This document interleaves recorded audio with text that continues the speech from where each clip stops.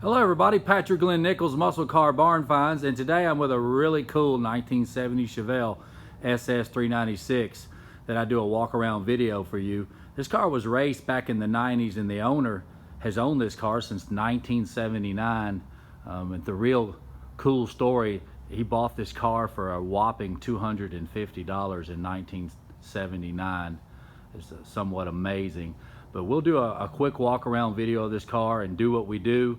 I know a lot of my followers and people that follow my work understand that I authenticate, assist people with purchases, assist people with selling their 70 Chevelle, and help people into the National Registry and certify 70 Chevelles as part of what I do for work.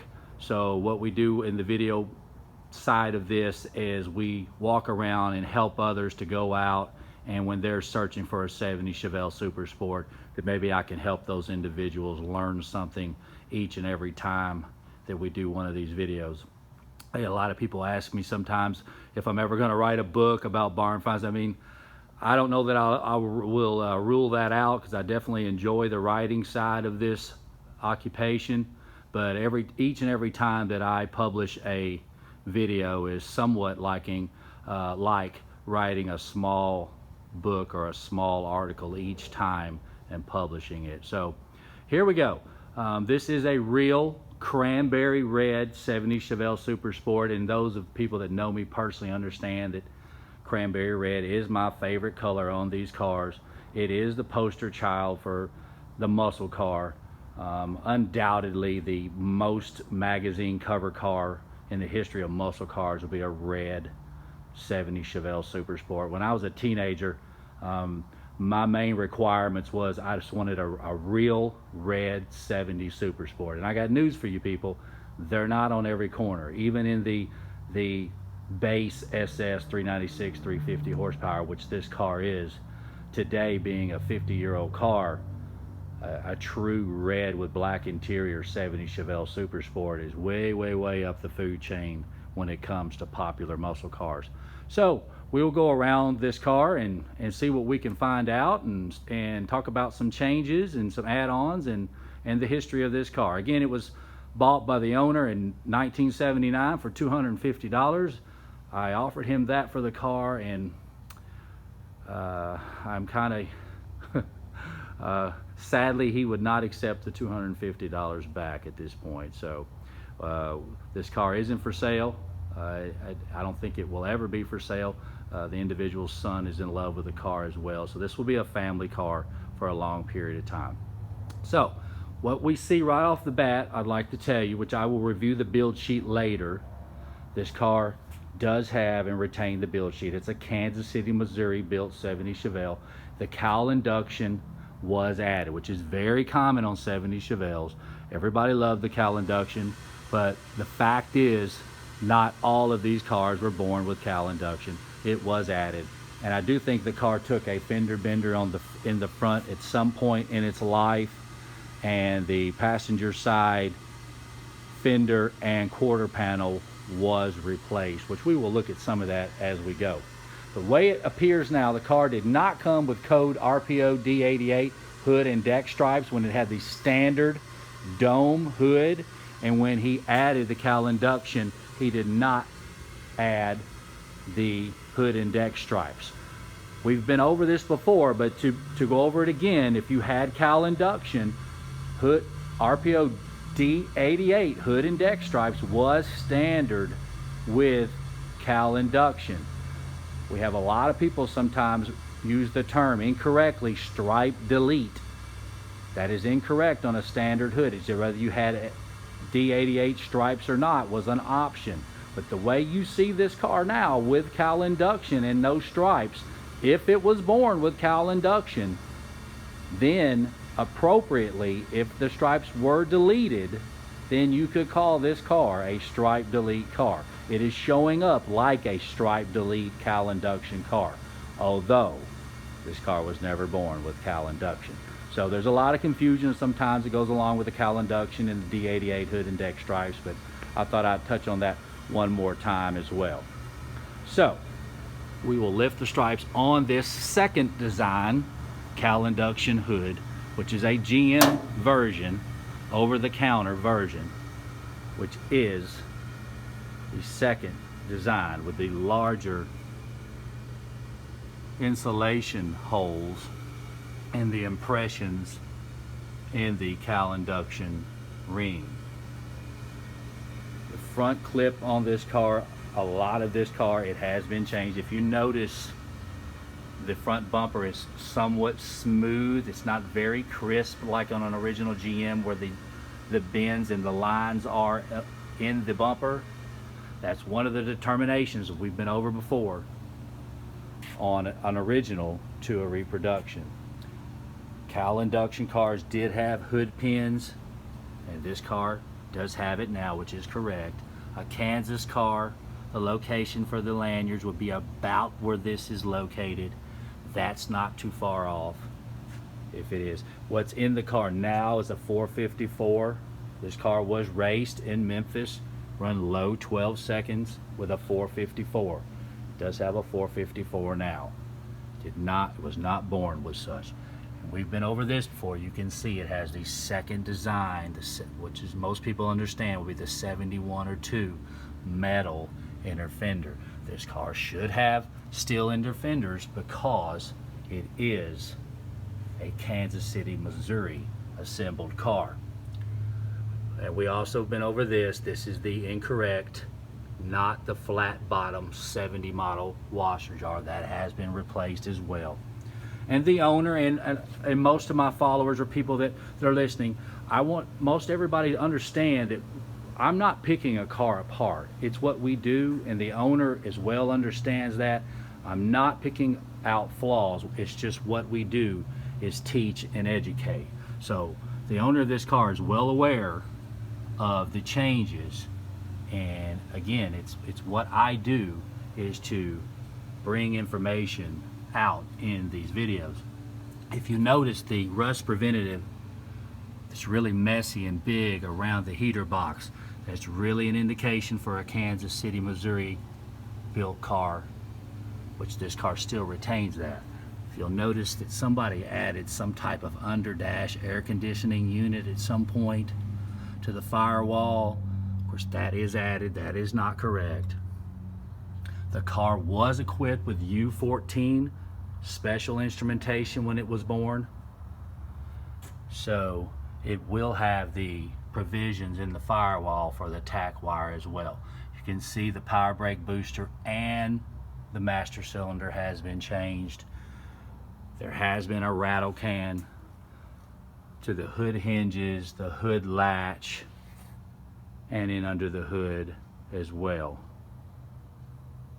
And of course we have replacement hoses and aluminum cylinder heads and a clutch fan. This car would have been equipped with a standard 4-blade fan fixed with a spacer. If you also notice, we have the correct lower portion radiator support for a heavy duty cooling equipped radiator on this car. This car was not born with that, so that was added. So that was either added from an LS6 410 car or a big block 70 Chevelle with air conditioning. And we have the standard big block steering shaft, which is correct, and this was a M21 equipped car. A little over 11,000 of those in 1970 with the M21. So this was not a base M20 manual transmission car. It was a bench seat 4-speed M21. Let's focus on the cowl tag and not forget that. Okay, we got 70 for 1970 and 13637 for the 2-door sport coupe, 2-door hardtop. Kansas City, Missouri for the KAN for the assembly plan, and we have 730251 body number, and of course 755 black bench seat, vinyl interior, and cranberry red lower and upper. 3rd week of February 1970, and then the data figures, and then the infamous L for this Super Sport equipment. And it looks like we've had one of these rivets had been messed with at some point,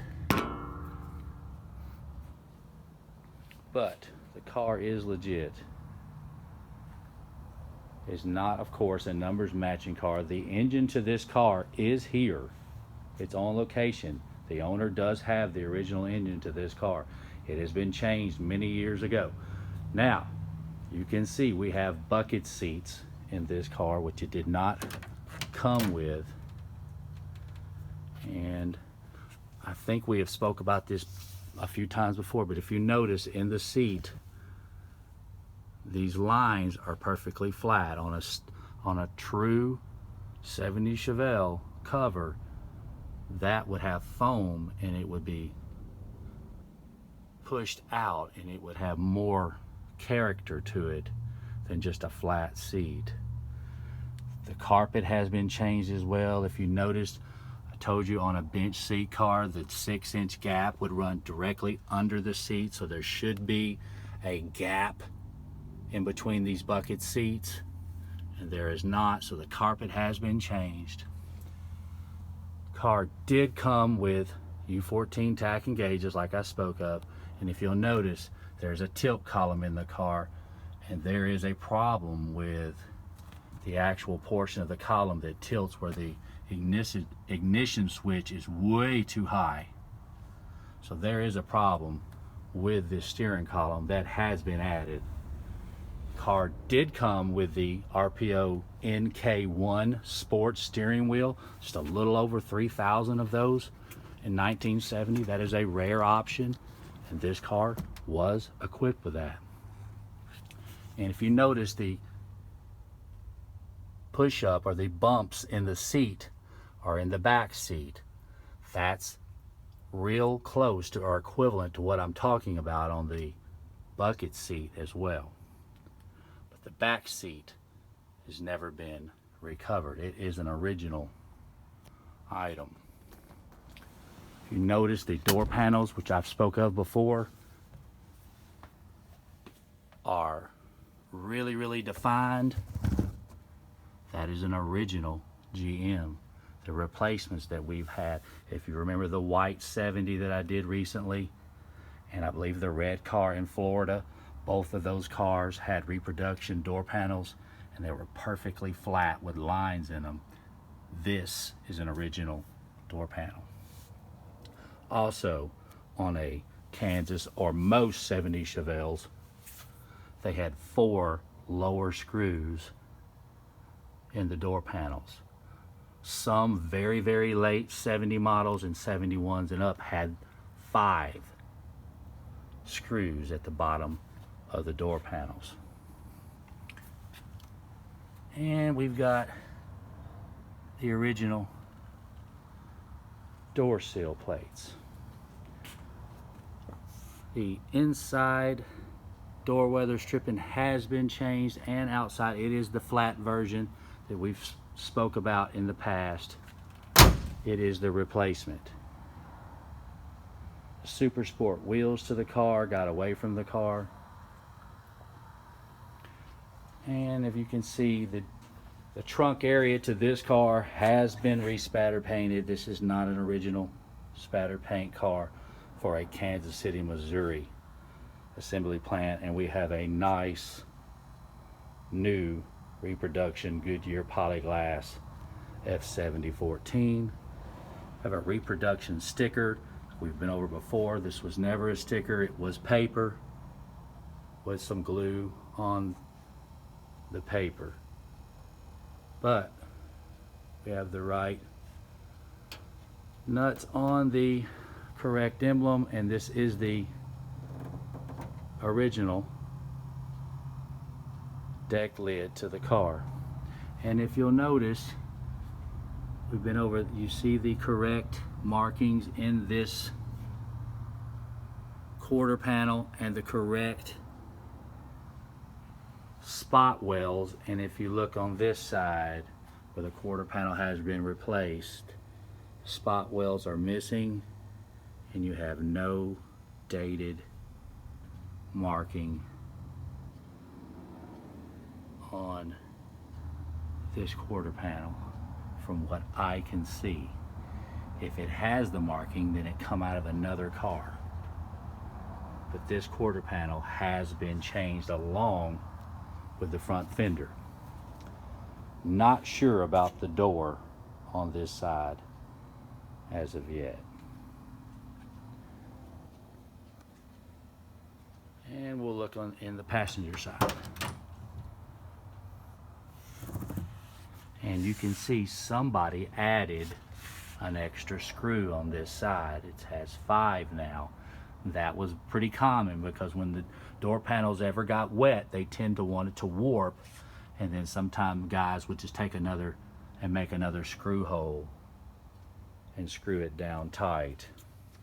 Again, the carpet has been changed. We have an circa 1980s tape deck. So you can see this car definitely has some 80s touch to it. When this individual just had purchased this car in '79 for a whopping $250. You see we've got paint on some of the fasteners, which is very common, but from the factory, to be correct, the fasteners should be paintless. They should have no paint on them. Just be a plated bolt.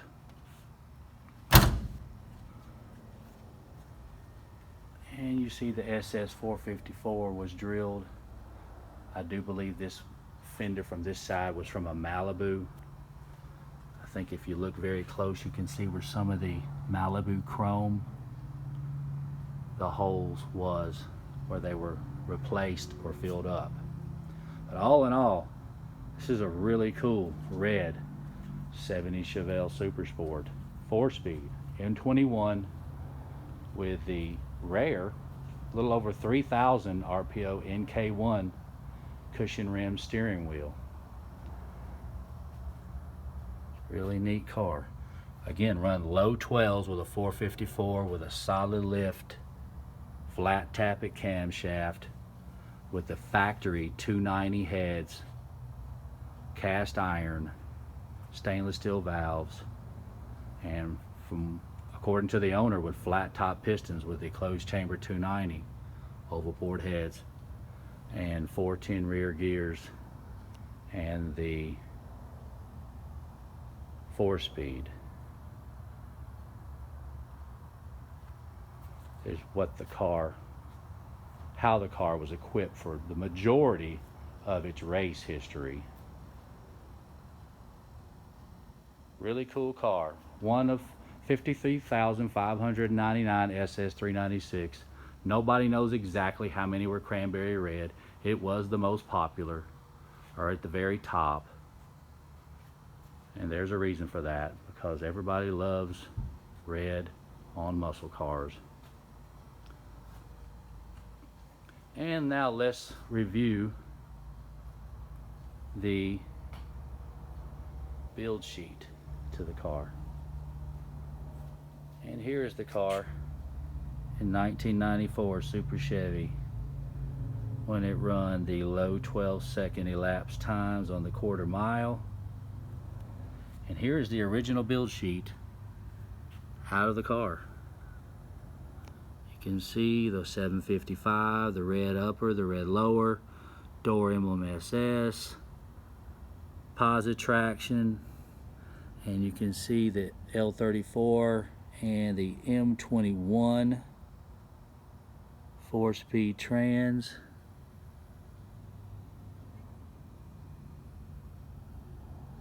Cushion rim steering wheel. Instrument panel gauges.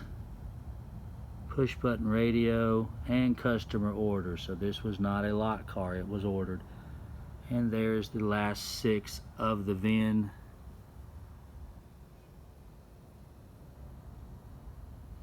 Really neat car. The portion of where it was purchased new is removed from the car, but a really neat car with a lot of history and been in this person's possession since 1979. Doesn't get much better than that. They all have some add-ons, they'll all have some changes, but at the end of the day, it's the stories behind these cars is what really makes them.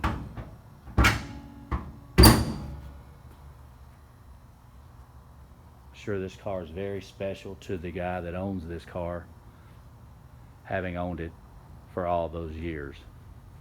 I'm Patrick Glenn Nichols, Muscle Car Barn Finds. You can contact me on Facebook and YouTube at Patrick Glenn Nichols Muscle Car Barn Finds. You can also contact me at pnichols26@yahoo if you need assistance with your 70 Chevelle Super Sport, either buying, selling, or authenticating.